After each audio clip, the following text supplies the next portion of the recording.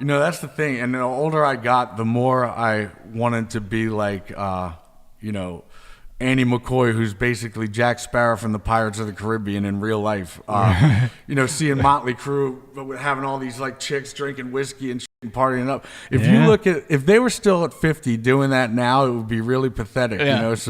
Now I just want to like honestly just be a sober, good person. Sure. I've seen, it takes footage of seeing me. Like there's times where I thought that I got gold and I'd have to relook at what we got, and I could barely even form sentences with Andy McCoy, and we're not making any sense. And I'm just like, dude, this is really pathetic, man. Like, I gotta stop. Isn't it crazy though? At the time, literally, it's like, this is the best fucking footage. This is gonna be mind blowing. And then you look back, it's just like, what the fuck? It's like the little things. Night and like, day. And now, it used to be to drink and have fun with your friends, and now Nikki showed me footage of like me a year ago, and it was 4 a.m, and I'm like shouting from downstairs saying that we need to talk, waking up Phoenix. It was just really pathetic. And because of that, I just don't want to touch shit anymore. Sure. Yeah. I did it. It was fun, I guess. But I mean, it took a toll on my body after this Face Unstoppable tour. We were on a tour bus from 2013 to 15.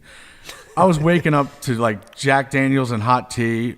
Maybe if there was some white drugs, I'd be doing that. Like anything besides heroin, of course. Well, me on the other hand, I handled that one. That was okay. I saw a doctor at the end of the tour, and he said, your legs are like dehydrated, dry, rotten rubber bands that I don't know that you could ever heal from this. Right. So I lean over to try to touch my toes, and my hamstring just popped out of fuck.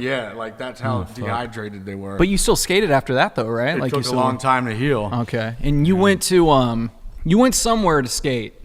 Oh gosh, where was it? It was far away. I can't remember the name of the country. Florida Flow. No, Barcelona.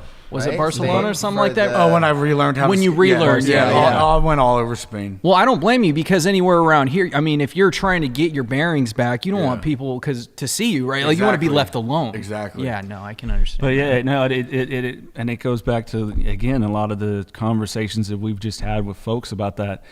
It's like we it's a clip that people have gone back and texted me like, oh God, that's so true, where the three of us were talking the first time, and people like, oh, you must have been miserable. No, it started out as fucking fun. Yeah. It was really, really fun. And then, like you're saying, I had a David Hasselhoff moment too, if you remember him, where he was like his daughter filming him. Cheeseburger. Yeah, I had that, and it's Or the Mel Gibson. Yeah. Well, no, I didn't go Mel Gibson. That's just not in my heart to go that far. I know, it's gnarly. But I've been a total that piece of shit where it's like, you're the worst person, and it's like, oh my God, who's that guy? I don't even recognize that asshole, and then you see footage, right? Like Nikki shows him footage of him doing that. I mean, I remember him showing me footage of me doing it, and it's like, fuck. No. Yeah. At the time, though, I think it's the best thing ever. Yeah. The footage is gold, Yeah. and then you see it from a different perspective, and you're like, what the fuck?